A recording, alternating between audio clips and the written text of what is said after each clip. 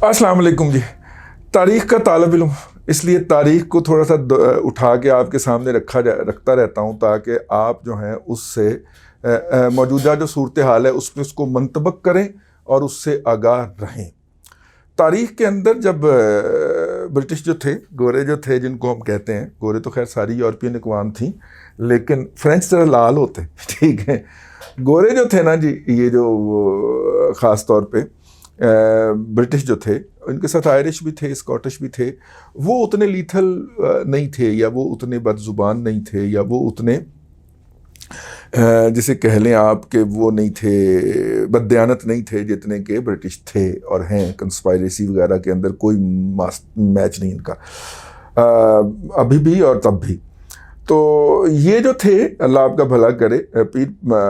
अब इसके अंदर ना एक बड़ा दौर गुजरा है जब उन्होंने मुख्तलिफ मज़ाहमतों के ऊपर काबू पाया। मैं दो मज़ाहमतों की बात करूँगा साउथ के अंदर हमें नज़र आती हैं। एक टीपू सुल्तान की, सिराजुद्दौला बहुत एक्सट्रीम पे चले जाते हैं, उनको आज छोड़ देते हैं, लेकिन ये जो थे, ये अल्लाह आपका भला करे, टीपू सुल्तान, वो जब शहीद कर दिए गए तो कभी आपने गौर किया कि उनके बच्चे कहाँ गए? जो कि वो जो एक पेंटिंग बनाई थी एक अंग्रेज़ ने और जो अब तक अवेलेबल है, जिसके अंदर वो टीपू सुल्तान की लाश पड़ी हुई है और ब्रिटिश जो है वो उसके पास खड़े हैं। वो पेंटिंग बड़ी मशहूर है, अल्लाह करे मिल जाए तो हम आपको दिखाएं। लेकिन उसके अंदर वो बच्चों का क्या हुआ, कभी आपने उसके बारे में पढ़ा? ठीक है, नहीं पढ़ा, चलें इसको यहीं पे रखते हैं पॉइंट को। पीर साहब पगाड़ा, पीर साहब पगाड़ा बुनियादी तौर पे तो एक है ना, वो अल्लाह आपको भला करे, एक टाइटल है, एक ओहदा है। वो कोई भी हो सकता है। ये जो मौजूदा पीर साहब पगाड़ा हैं, जो कि हूरों के रूहानी सरबराह हैं, और वो हूरों को जब दीदार देते हैं या उनको दीदार करवाते हैं वो अपना मखसूस ताज पहन के, तो वो उसके ऊपर सोने चांदी की बरसातें कर देते हैं। और इनकी ये ज़ाहिर है कि ये एक लेगेसी है जो है वो उस वक्त इन्होंने मज़ाहमत की थी अंग्रेज़ के ख़िलाफ़, और अंग्रेज़ ने उस मज़ाहमत पे काबू पाया मुख्तलिफ़ साजिशों के ज़रिए, मुख्तलिफ़ कबाइल को साथ मिला के, और उनका रगड़ा निकाल दिया। उनके भी एक साहबजादे थे, उनका क्या बना? ठीक, अच्छा, अब ये दोनों साहबजादगान जो थे, यहाँ से इनको जोड़ के इकट्ठा लेके चलते हैं। ये दोनों साहबजादगान थे, इनको अंग्रेज़ बरतानिया ले गए और बरतानिया जाके उनकी अपने तरीके से परवरिश की। और ये अंग्रेज़ की बहुत पुरानी वारदात है, ठीक है। वो आप साउथ अफ्रीका में जाएं और ग्राउंड पे जाके ज़रा लोगों से डिस्कशन करें, वहाँ के इंटेलेक्चुअल से या वहाँ के आम बंदे से, तो वहाँ पे भी आपको ये मिलेगा कि वहाँ पे जो इस वक्त सिस्टम के ऊपर हैं, ये वो अडॉप्टेड चाइल्ड हैं वहाँ पे काबज़ गोरों के, जिनको गोरों ने किसी भी जगह पे इनको जिसे कहना चाहिए कि लावलद या अनक्लेम्ड चाइल्ड के तौर पे पकड़ा, उनको अडॉप्ट किया और उनकी तरबियत की और उनको पढ़ा लिखा के जो था वो सिस्टम में डाला। बज़ाहिर तो ये एक बहुत बड़ा और अजीम काम लगता है कि आपने एक यतीम की परवरिश की, और इस यतीम की परवरिश का बड़ा मुकाम है, लेकिन वहाँ पे उन्होंने सिर्फ रंग ही उनका काला छोड़ा है, बाकी उनकी अदात, अतवार, सोच, फ़िक्र जो है वो सब उन्होंने अपने वाली कर लिया। बराक हुसैन ओबामा, ठीक है, जितनी किलिंग जो हैं बराक हुसैन ओबामा के दौर के अंदर अफ़गानिस्तान में, इराक़ में, शाम में, लीबिया में हुई हैं, वो गोरों के दौर में तो नहीं हुई, ठीक है।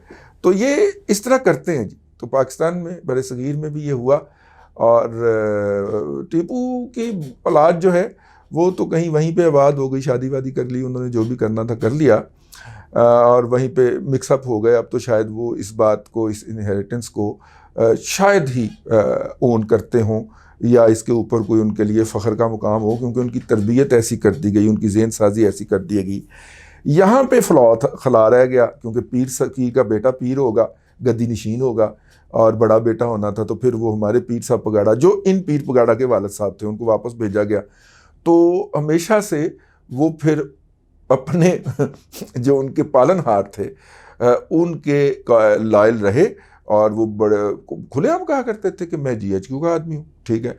और फिर वो जो भी सियासी हमाकतें या फुलझड़ियाँ छोड़ा करते थे वो अपनी जगह के ऊपर, लेकिन उन्होंने सारी उम्र इनके साथ वफा निभाई, भले वो या उनके नामजद करदा लोग जीतें या हारें इलेक्शन के अंदर या हरवा दिए जाएं, लेकिन उन्होंने अपनी वफादारी जो है वो आखिरी सांस तक निभाई। इसकी ताज़ा तरीन मिसालें ये हैं कि पाकिस्तान की तारीख़ के अंदर 2 इनकलाबी शोरा गुज़रे हैं।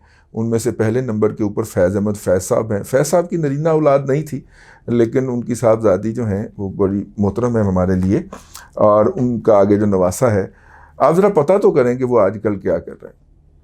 वो उनके लिए बयानिए तश्कील दे रहे हैं, और एडवर्टाइजिंग कंपनी में जिसमें काम करते हैं वो उसके पास तब्दीली का बयानिया का बहुत बड़ा कॉन्ट्रैक्ट भी है।